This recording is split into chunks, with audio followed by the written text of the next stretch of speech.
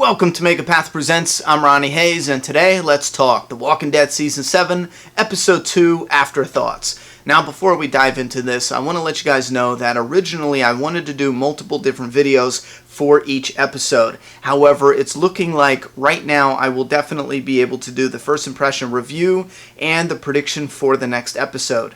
After that, it's going to be depending on what my life and work schedule is looking like week to week. That will determine if I do a special video like I did with episode 1 of this season, and if you haven't checked that out, definitely check that out. They hid a lot of important meaning and messages in that first episode, so check that out. Anyway, my schedule will determine if I do a special video or if I do an Afterthoughts video or topic discussions, Q&As, and everything like that. Now, sometimes I might be able to do a few of those different videos each week, or sometimes I might have to substitute one for the other. So I just want to let you guys know, if you don't see videos coming up, they're either late or I had to substitute a special video with an Afterthoughts video because there just wasn't enough time in my schedule to do both. Now let's jump into episode 2, titled The Well. Now, episode 1 was a callback to season 1 with Dr. Jenner, so I was thinking maybe episode 2 was a callback to season 2 with Glenn going down the well. Now, if that's too much of a stretch for you,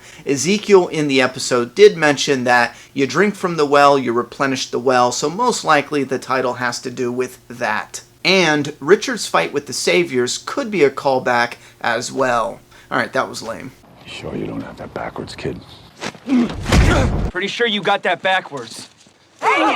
Wasn't that cool? Now, since Glenn and Abraham are partners in death, Abe got one too with the peace sign coming from Jerry as he says, deuces. Carol had a cool callback, the scene where she killed the Saviors, and Morgan got a cool callback with the markings on the trees, which matched season 5, where the people from Terminus put markings on the trees so they can find their way back after hunting Rick and gang. Morgan coincidentally followed those markings, which led him to the church to find the map, which led him to Alexandria, which led him to where he is now. I thought that was awesome. Now, if you're curious about the timeline, it does appear that episode 1 and episode 2 begin around the same time when Carol and Morgan are heading towards this new community. Rick and gang are going from roadblock to roadblock against the Saviors. Now, from that point in time on, it looks like episode 2 surpasses episode 1 because Morgan tells Carol that she's been asleep for 2 days, and then Morgan's also in 2 different outfits. So maybe episode 2 covers around 4 to 5 days,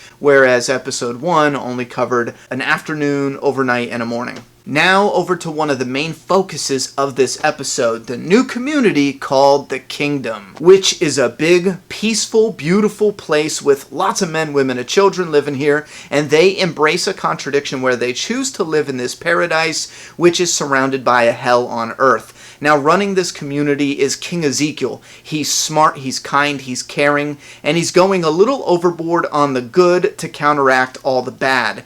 Now, Ezekiel has a funny man, jolly giant bodyguard named Jerry, and a close friend that seems to be a well-respected kingdom soldier named Richard, who's also from the comic book, and then there's Benjamin. Now, he's close to Benjamin, and it appears that he was actually close to Benjamin's father, who was one of the best fighters for the kingdom who died a year ago. Now, I've seen a ton of comments from you guys in my review saying that you think Negan killed Benjamin's father. Now, there's one thing that's standing out here, and it makes me believe that that might not be the case. Benjamin said 8 people died that time. They got trapped in a building and killed by, I think he called them the Wasted or something like that. Well, it leads me to believe that maybe it was the Saviors, maybe it was Negan also, but they didn't line him up and beat Benjamin's father to death. They trapped them somewhere and killed them somehow. Now, it is possible that Negan did line them up, and he did kill Ezekiel's right-hand man, which would have been Benjamin's father at that time. That is very possible, and then the whole story got twisted around. It could have been a battle where 7 of them died, and then Benjamin's father was the 8th who was lined up and beaten to death, and then the rest were able to come home. We don't know the exact details. We don't know what's the lie from the truth, so we're just going to have to wait and see. I personally feel like it was a setup by the Saviors.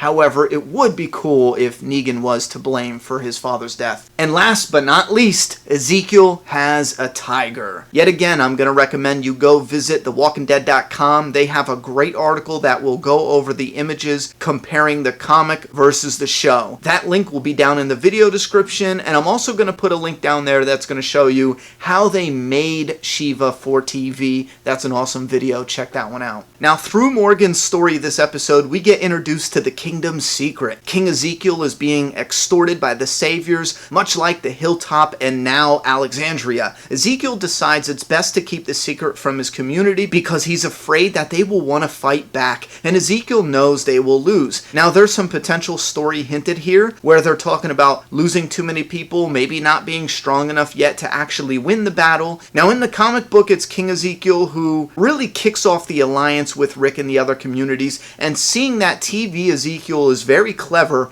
this is already hinting that he might just unite as an ally with Rick Grimes to overthrow Negan. And I love it because I can't wait to see Rick looking at that tiger.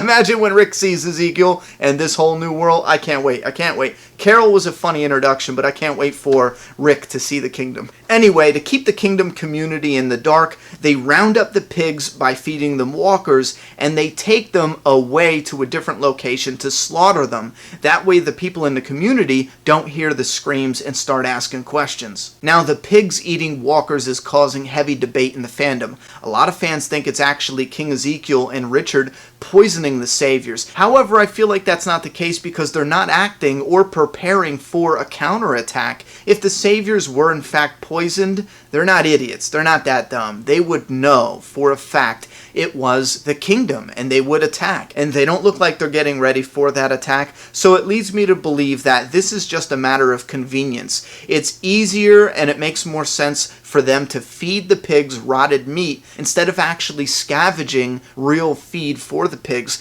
That would take more time, that would be more risky, and they themselves could probably actually use that real feed. So in a way, it's like diluting their offer to the saviors, which is funny if you think about it because the saviors are greedy pigs, you know what I mean? So you're feeding a greedy pig rotted walker meat, making the pig happy, and then you're taking that pig, who's now a bigger pig, and you're giving it to the greedy saviors, making those pigs happy. And think about it like this. Daryl is a prisoner right now at the sanctuary. So imagine in the next episode, Daryl shits himself to death in the cell, and that's why it's called the cell. I'm going to keep it moving before fans try to kill me. Now, with the scuffle between the saviors and Richard, it shows us two interesting things. The leader there, I think his name is Gavin, it shows a layered character, and this character knows that there's an order. He knows that he can't be too strict with his guys, or else there'll be a mutiny. Maybe they'll kill him on the road. You sense all this happening just by a little bit. You could tell he's not just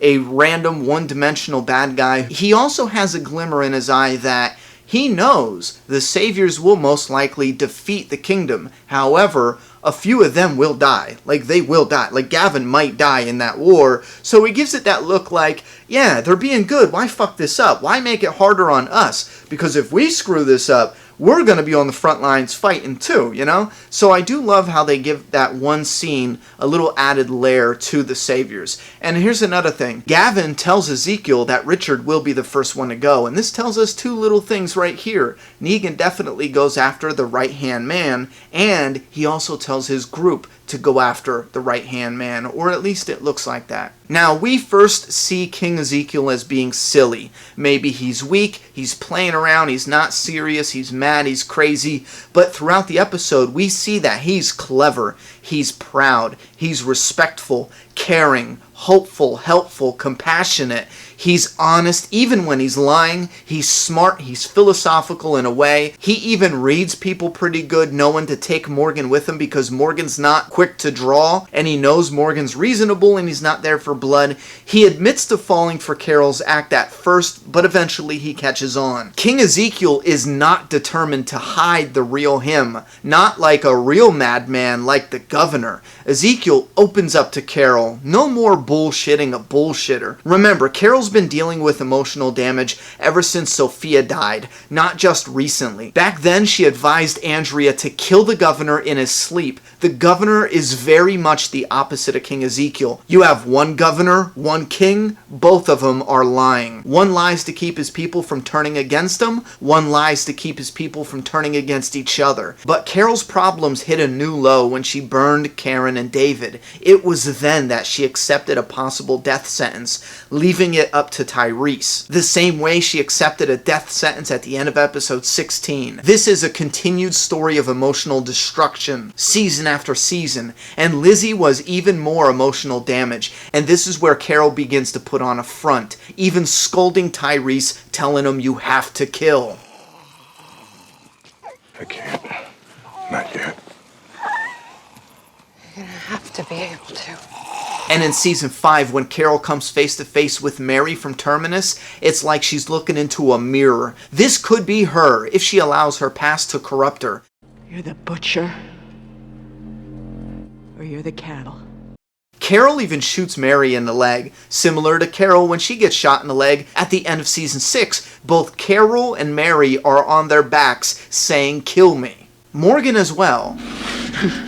Kill me. It's extremely important to hear the words Mary is telling Carol. She could have been one of them, and Carol rejects the idea. I'm not here. You could have been one of us. You're not here. Neither am I.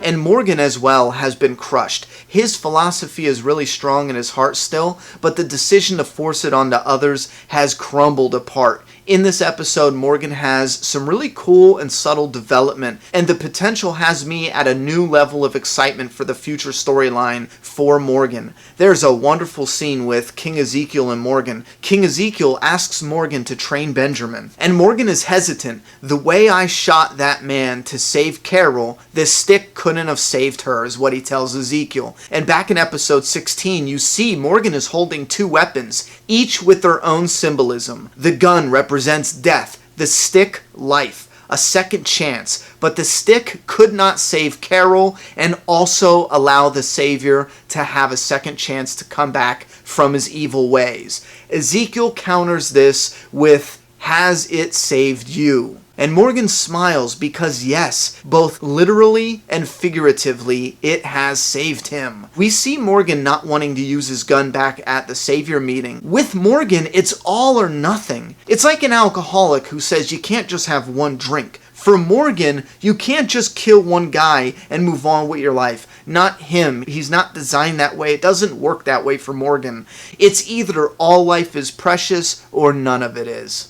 And everything now comes full circle with Morgan in Eastman's shoes training Benjamin. So Morgan agrees, but only to train him with the stick so he can save himself in a survival sense. He doesn't want to push his philosophy on anyone anymore. It works when people make the choices themselves. Morgan doesn't want to push the book on Benjamin. Benjamin makes the choice himself by asking for it. And later Morgan shows his character growth by trusting Carol, allowing her to make her own choice and stay in a house outside the kingdom. He's letting her go, not forcing her to stay locked up. And this is calling back to the cell from season 6 being unlocked the whole time. Eastman allowed Morgan to make the choice himself. With the mailbox, the red flag means danger, Walker inside. After leaving Carol, he puts the flag down because he knows that Carol is gonna kill the Walker, hence no more danger. But it also symbolizes each character's growth. Both on the road to recovery, they still need work and healing to be done, but they're no longer in emotional danger. And there's another beautiful scene I've been waiting to talk about at the beginning of the episode where Carol sees the Walkers